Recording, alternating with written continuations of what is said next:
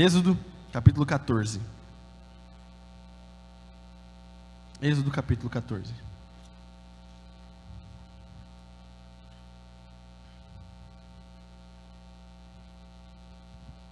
Êxodo, capítulo 14, versículo 15.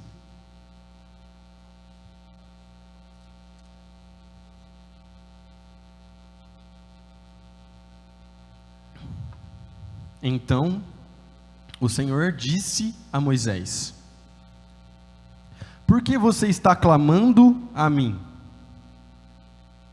Diga ao povo que marche. Feche seus olhos no seu lugar. Deus, obrigado, Pai. Obrigado por essa noite. Obrigado pelo multi, pelas pessoas que estão aqui. Obrigado pela chuva. Nós te pedimos por aqueles que não puderam estar aqui por causa da chuva, que o Senhor possa alcançá-los. Nós te pedimos por aqueles que estão assistindo online, e que a Tua palavra possa realmente preencher o nosso coração, que possamos sair daqui transformados, Pai, pelo Teu amor. Em nome de Jesus, amém. É isso aí, mano. Diga ao povo que marche. Esse texto é incrível, maravilhoso, lindo demais, porque ele está dentro de um contexto grandioso demais. Então eu vou contar uma história breve aqui para vocês. História muito rápida. Quantos aqui já ouviram falar de Moisés? Levanta a mão. Abaixa a mão. Moisés é provavelmente um dos personagens bíblicos, um dos profetas bíblicos mais conhecidos do mundo. Muita gente conhece Moisés, cara. Já foi assunto de filme. Quem já assistiu uma animação? Essa é antiga, hein? Essa é antiga, essa não é da sua geração, mas eu tenho certeza que muitos aqui já assistiram, que tem muito crente aqui. Olha só, quem já assistiu O Príncipe do Egito? Levanta a mão, por favor. Excelente essa animação, excelente. É um desenho muito legal, inclusive, vale a pena. Você lembra desse, amor? O Príncipe do Egito? É massa. O Príncipe do Egito, que conta a história de Moisés. Bom, você sabe que Moisés era hebreu. Ele era um israelita. Ele era do povo de Deus, descendente de Abraão. Olha que coisa maravilhosa. Mas o período que Moisés nasceu não foi um período muito massa para se nascer. Por quê? Porque ele nasceu em um período em que o povo de Deus estava sendo escravizado no Egito. Presta atenção. Fala, a fé passa pela cabeça antes de chegar no coração. O povo estava sendo subjugado. O Egito era uma potência da época, uma potência militar e uma potência também, até podemos falar, científica.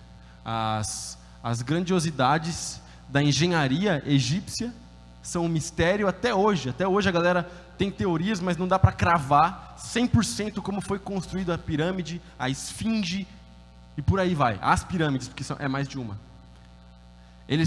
As meninas, por exemplo, olha só, olha quanta menina bonita aqui. A maioria das meninas aqui está usando maquiagem. Sabe por quê? Os egípcios começaram com essa parada de maquiagem, sabia? É verdade. Então, eles eram um povo muito desenvolvido. Só que eles estavam oprimindo o povo de Deus. E os hebreus começaram a se multiplicar, começaram a ter muitos filhos. O faraó, então, ficou com medo. Presta atenção, isso é importante. O faraó ficou com medo. Porque ele pensou assim, essa galera, esses caras que a gente está escravizando, eles estão crescendo. Eles vão ficar mais numerosos que nós.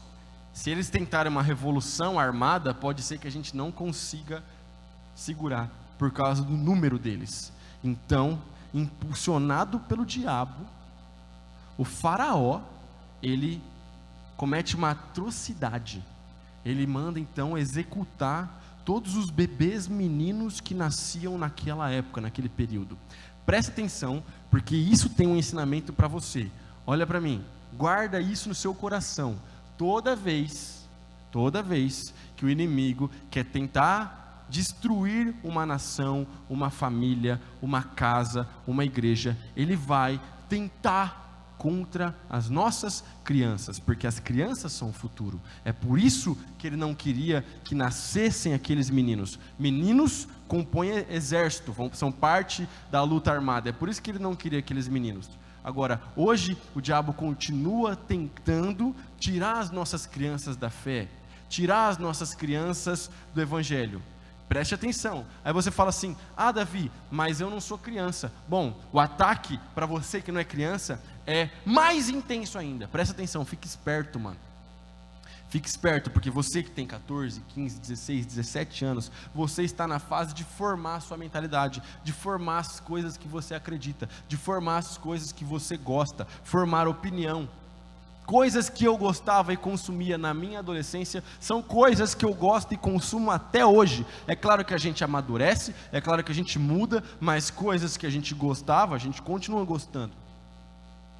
Eu nunca fui, por exemplo, sei lá, falar só um exemplo bobo, mas só para você entender. Eu nunca fui um cara do pagode. Desde a adolescência eu sempre gostei mais de rock, sempre gostei mais de hip hop, sempre foi mais a minha praia. Até hoje eu gosto desse tipo de coisa, mas isso começou lá na adolescência. Cuidado, porque coisas que você consome hoje podem ter um impacto profundo lá na frente, quando você for um adulto. Dito isso, porque esse não é o centro da mensagem, é só um disclaimer aqui. A mãe do Moisés, então, fica nessa parada, ela está desesperada, ela quer esconder o menino, ela não quer que os egípcios matem o seu filho. Então ela faz o quê? Ela esconde o menino. Ela consegue esconder o menino por 3 meses, só que chega uma hora que não dá mais. Esconder bebê por 3 meses é um trampo. O menino chora, quer comer, e imagina, se alguém denunciasse alguma coisa, ela ia perder o seu filho. Então ela faz uma parada, ela pega o bebê Moisés, ela coloca ele num cesto e ela solta ele no rio Nilo. Olha, imagina quão difícil foi para essa mãe fazer isso. Só que ela mandou a irmã de Moisés, a Miriam, ir vigiando o cesto. Presta atenção.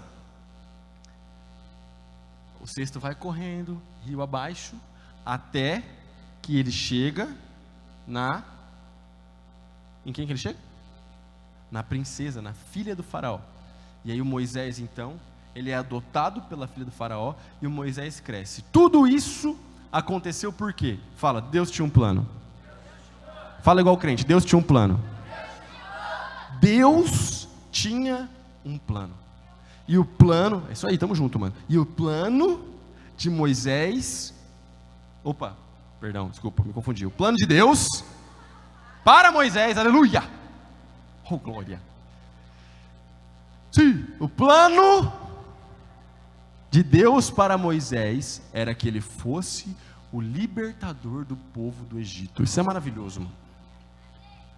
E é por isso que Deus preservou Moisés no rio.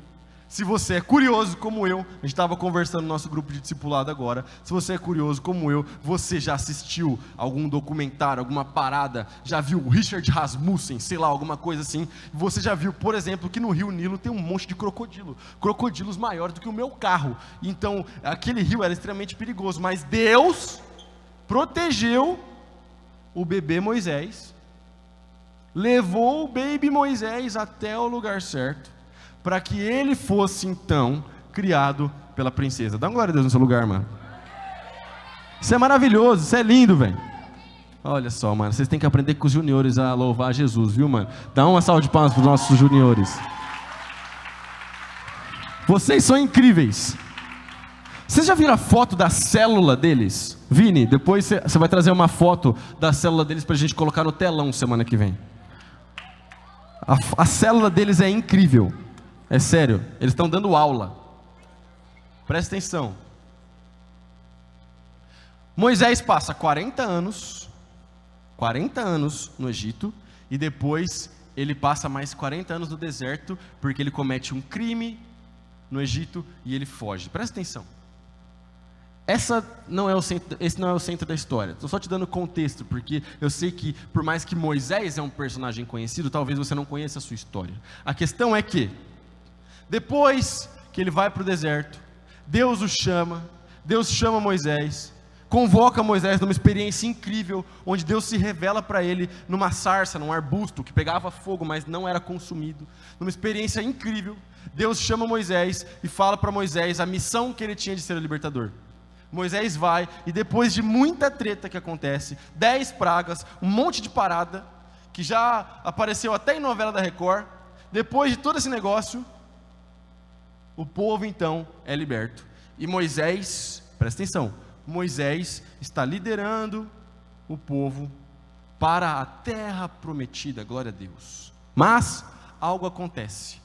E aí, é interessante, você já ouviu a história, ou se você já viu o filme do Príncipe do Egito, você vai se lembrar. O faraó muda de ideia. Ele pensa e fala: mano, a gente liberou os escravos daqui, a gente mandou os caras embora. Não concordo com isso. Vamos atrás e a gente vai eliminar de vez esses caras agora da face da terra. E ele pega todo o seu exército, toda a sua armada, e ele marcha em direção ao povo de Deus. Agora, o que eu pedi para você falar? Deus tinha um plano. Quando você volta, no capítulo 14, olha que interessante isso aqui. Capítulo 14, versículo 1.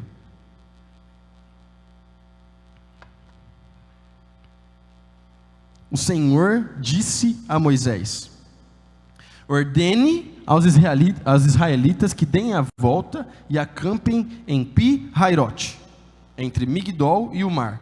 Acampem ali à beira-mar, em frente a Baal-Zefon. O faraó pensará: os israelitas estão vagando perdidos, prisioneiros do deserto. Mais uma vez endurecerei o coração do faraó e ele os perseguirá. Presta atenção, olha isso aqui. Planejei tudo, Deus falando, planejei tudo isso para mostrar a minha glória por meio do faraó e de todo o seu exército.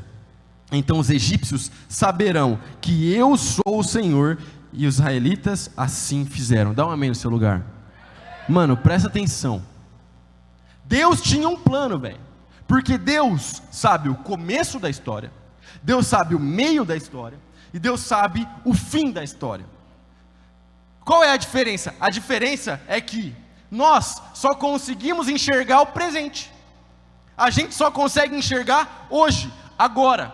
A gente sabe que vai ter um amanhã, a gente espera por um amanhã, mas a gente não consegue enxergar o amanhã, e a gente não sabe ao certo o que vai acontecer amanhã. A gente só sabe o hoje, o agora. Eu tenho controle agora. Eu vou pegar essa caneca, eu vou soltar essa caneca, eu vou dar um passo para cá, eu vou dar um passo para lá. Eu sei o que está acontecendo exatamente agora. O futuro, por mais que eu tente planejar alguma coisa, ele acaba sendo incerto. Agora, Deus não está preso no nosso tempo. Deus é o criador do tempo. Deus está acima de todas as coisas. Porque Deus não só tinha um plano para aquela época, como tem um plano para as nossas vidas.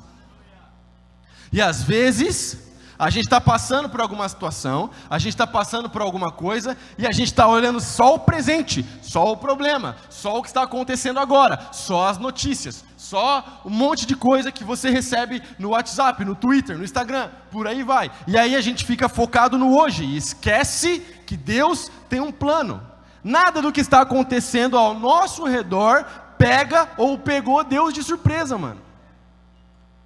Quando aquele cara, aquele rei, decide pegar o seu exército, pegar os seus carros de guerra, e carro de guerra era o quê? Era uma espécie de carruagem que era puxada por 3 cavalos. Isso para aquela época era um avanço muito grande, não era todo o exército que tinha esse poderio. É por isso que os egípcios eram extremamente poderosos.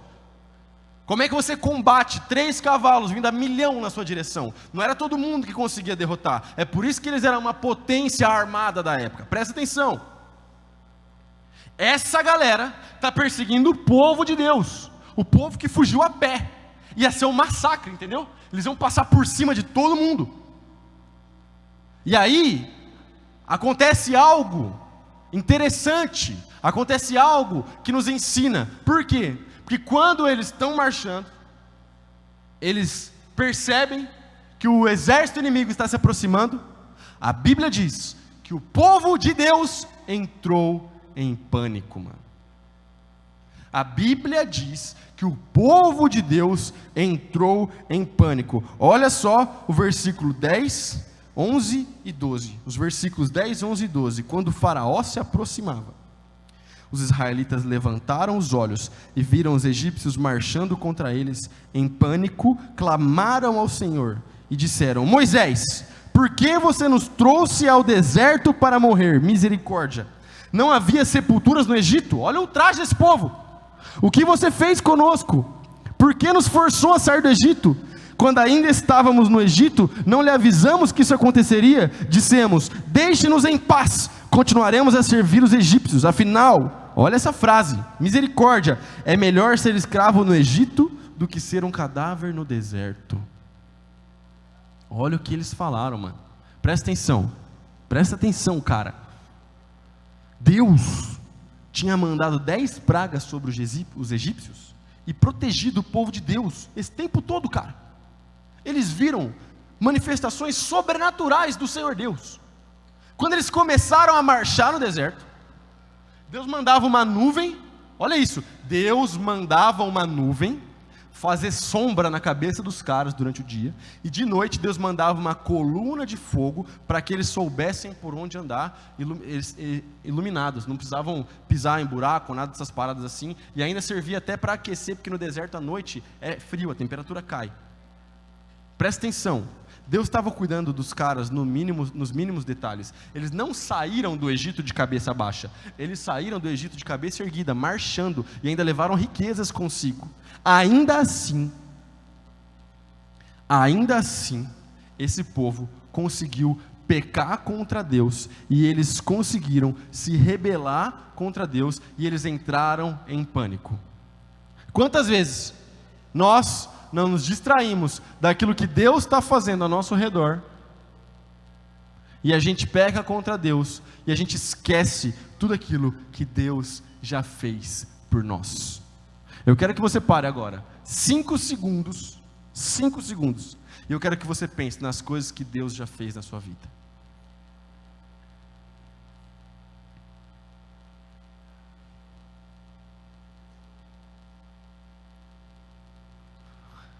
Davi, é minha primeira vez na igreja, eu não sei o que pensar, não tem problema, eu tenho certeza que nessa noite a graça do Senhor Jesus Cristo vai te encontrar, e você vai viver um relacionamento com Deus pelo resto da sua vida.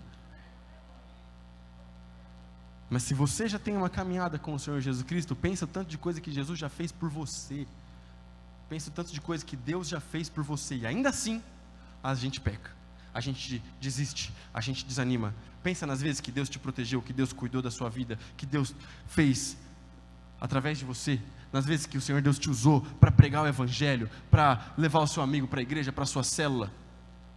Tem gente aqui que já foi curado, tem gente aqui que já foi transformado, e além de tudo, se você tem vida com Deus, o maior milagre já aconteceu na sua vida, que é o milagre da salvação. Mas aquele povo que tinha acabado de ser salvo, ainda assim, eles se rebelam contra Deus, e a gente sabe depois, quando a gente vai lendo o livro do Êxodo, que esses episódios vão se repetindo, porque o povo era muito rebelde. Agora, presta atenção, enquanto o povo tinha atitude de rebelde, Moisés teve uma atitude diferente. Agora, essa frase pega demais para mim, essa frase que o povo falou aqui, ó. Afinal, é melhor ser escravo no Egito do que um cadáver no deserto. Sabe por quê? Tem gente que prefere a segurança da escravidão do que o risco de viver pela fé. Mas Jesus te chama nessa noite para viver pela fé. Como assim, Davi? É porque viver no pecado é muito mais tranquilo do que viver com Jesus, mano. A galera fala que viver com Jesus você vai deixar de viver as paradas, e aí a igreja vai tirar a sua liberdade. Pelo contrário, na realidade, é o pecado que escraviza as pessoas, e é o pecado que tira a liberdade das pessoas. Jesus te liberta, Jesus é o caminho, a verdade e a vida, Jesus nos liberta, mano. Só que é mais cômodo, porque é mais fácil, presta atenção, vamos fazer uma pesquisa de campo aqui, me responda, é mais fácil viver conforme todo mundo fala para você viver, ou viver conforme a palavra de Deus?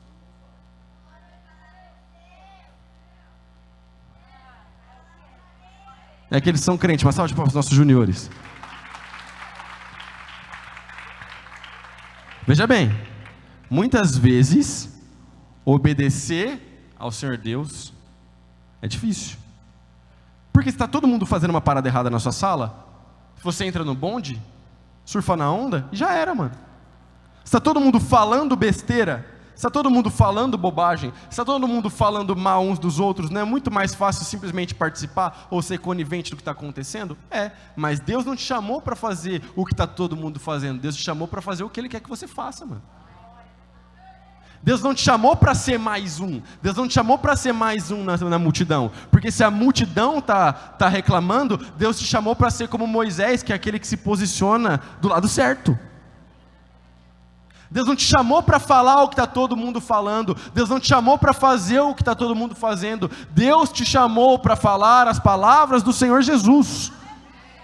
E olha que interessante, porque o Moisés tem atitude diferente, e no versículo 13, olha o que ele fala, olha isso aqui, velho. Moisés, porém, disse: não tenham medo, apenas permaneçam firmes e vejam como o Senhor os resgatará nesse dia. Vocês nunca mais verão os egípcios que estão vendo hoje. O próprio Senhor lutará por vocês. Fiquem calmos. Dá um amém no seu lugar.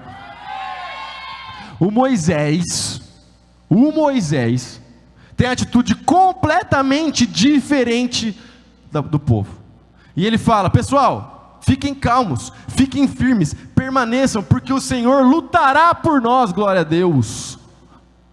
Mano, agora, por que o Moisés falou isso? Porque quando a gente volta no começo do capítulo 14, versículo 1, a Bíblia diz: o Senhor disse a Moisés. Veja bem, o Moisés se posicionou da maneira certa, porque ele sabia que Deus tinha um plano, porque era ele quem se relacionava com Deus. Veja bem, aqueles que ficam desesperados conforme a situação está acontecendo, aqueles que vão só na onda, aqueles que vão só no que está acontecendo ao redor, são aqueles que não ouvem a voz de Deus, são aqueles que não conhecem a Deus, são aqueles que não têm relacionamento com Deus, porque quem tem relacionamento com Deus sabe que Deus tem um plano. Agora, o Moisés sabia que Deus tinha um plano, mas ele não sabia qual era o plano, porque Deus falou que iria fazer isso para que os egípcios e para que o mundo soubesse que Deus é poderoso, mas Deus não especificou: olha, Moisés, você vai chegar na beira do Mar Vermelho, o pessoal vai chegar te perseguindo, vão tentar te matar, aí na hora certa eu vou abrir o mar e vocês vão passar. Deus não especificou, Deus só falou: olha só, eu estou fazendo isso para mostrar que eu sou o Deus verdadeiro, que eu sou o Deus poderoso. Cabe a Moisés confiar. Da mesma forma, a gente não sabe tudo que Deus quer fazer na nossa vida, a gente não sabe o plano inteiro, completo, o mapinha bonito de tudo que vai acontecer. Cabe a nós confiar em Deus e saber que Deus tem um plano para as nossas vidas. E aí a gente chega, velho, e aqui é maravilhoso, mano, essa aqui é a chave da parada. A gente chega no versículo pontual da mensagem, mano, no primeiro versículo que eu li, que é o versículo 15. Então o Senhor disse a Moisés: por que você está clamando a mim? Diga ao povo que marche, mano. Dá um amém nesse lugar, velho. Deus manda eles fazerem o que é mais improvável. Deus manda eles fazerem o que é mais absurdo. Deus não manda eles lutarem, não dessa vez. Deus não manda eles armarem uma armadilha para os cavalos dos inimigos e para os carros de guerra.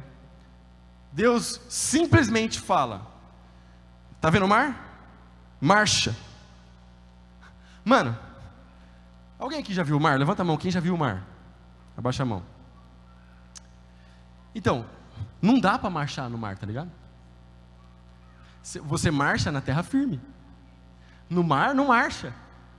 Deus está mandando os caras fazendo um negócio impossível. Deus está falando: diga ao povo que marche. E aí o povo tem que virar e olhar para o mar. Ué, mas para lá, Moisés, é água. Como é que a gente vai para lá, cara? É água, Moisés. Não dá para ir nessa direção. Mas Deus fala: estende Estende o cajado. Deus manda um vento. O mar se abre e o povo atravessa em terra seca. Por quê? A gente faz a nossa parte e Deus faz o impossível. Aquilo que nós podemos fazer e que está ao nosso alcance e que Deus confiou a nós para fazer, a gente vai fazer. Aquilo que está na mão de Deus, Ele vai fazer, meu irmão. Deus é o Deus do impossível, mano. Então, se você está passando por alguma coisa que é impossível, não tem problema. Deixa o impossível na mão de Deus. Agora, faça a sua parte, em nome de Jesus. Nós não somos o povo que recua, nós somos o povo que marcha. Nós não somos o povo que anda para trás, nós somos o povo que avança em nome de Jesus. A gente anda para frente, a vida do cristão é para frente, cristão não recua, cara. Cristão não recua. Da mesma forma que naquele dia, eles tiveram que marchar em direção ao Mar Vermelho, da mesma forma, diante dos problemas, da dificuldade, diante desse mundo caído, nós marchamos, nós vamos adiante, mano. Glória a Deus, mano, é isso mesmo. Aleluia. A gente marcha. Ah, mas Davi, você não está ligado, cara. O mundo está feio, está sujo. Ah, mas a parada está feia. Nossa, cara, é muito caos, é muita notícia ruim. Ah, mas é guerra. Ah, mas é isso. Ah, mas as escolas estão doutrinando os nossos meninos nas escolas. Eu sei. Ah, mas Davi, você não sabe o que eu recebi no WhatsApp. Ah, mas, meu Deus, eu sei. Diga ao povo que marche.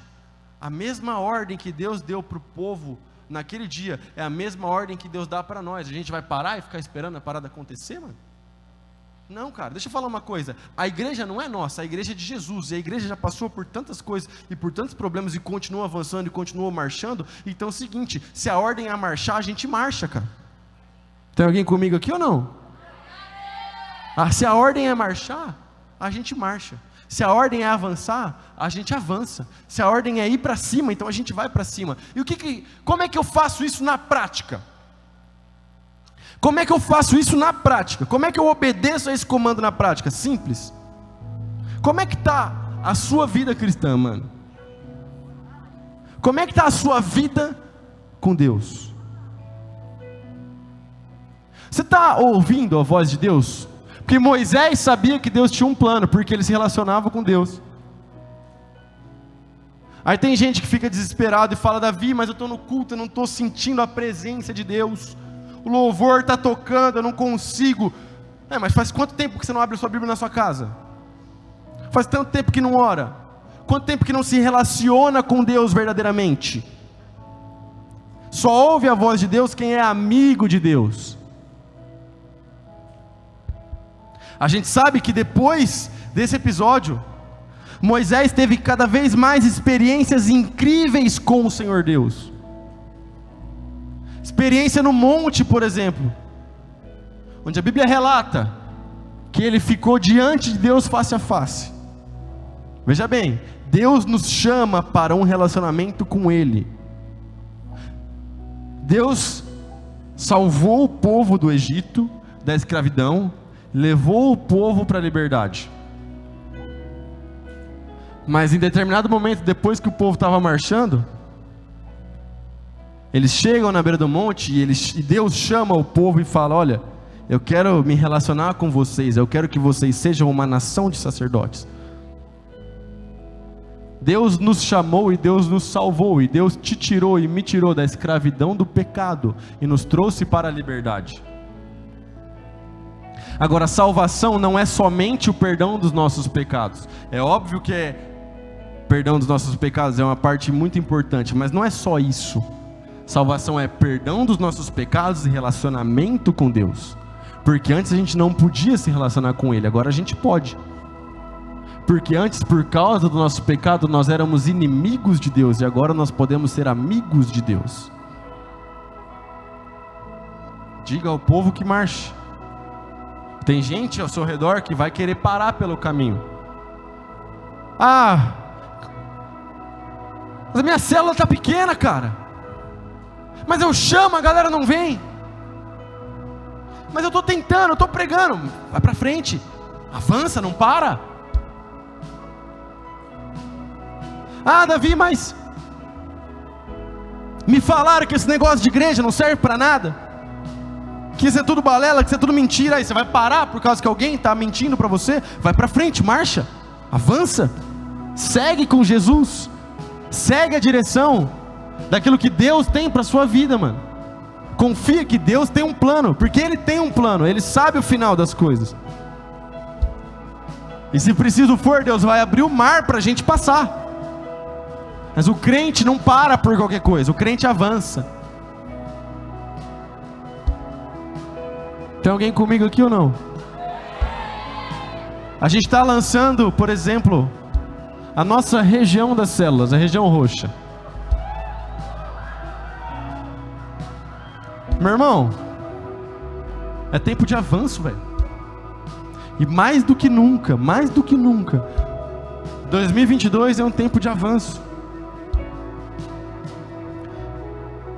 O coronavírus não pegou Deus de surpresa. Deus tem um plano. A pandemia não pegou Deus de surpresa. Deus tem um plano. Palavras proféticas que a gente recebeu, não só como igreja, mas como nação. Coisas que a gente está vivendo na igreja. Não é qualquer lugar que está vivendo. Aquilo que Deus está derramando nas igrejas do Brasil é especial, é único. Por quê? Porque é tempo de avanço. É tempo de marchar na direção do plano de Deus, do evangelismo, da pregação do evangelho, dos dons do Espírito, do ministério profético. Ei, você não é só uma pessoa qualquer que chegou aqui no culto, sentou, assistiu um louvor maneiro e parou para me ouvir pregar, não. Você é parte do plano de Deus. Você é parte daquilo que Deus quer fazer na cidade de Marília. Você é parte daquilo que Deus quer fazer na sua família, daquilo que Deus quer fazer na sua casa, daquilo que Deus quer fazer na sua rua, no seu bairro. Você é parte do plano de Deus. Você não existe por acaso, você não está aqui por acaso, e você não está aqui porque é só mais uma sexta-feira ou porque o culto é legal. Tira os olhos do presente e coloca os olhos em Deus, Autor e Consumador da nossa fé, Cristo Jesus. Fique em pé no seu lugar.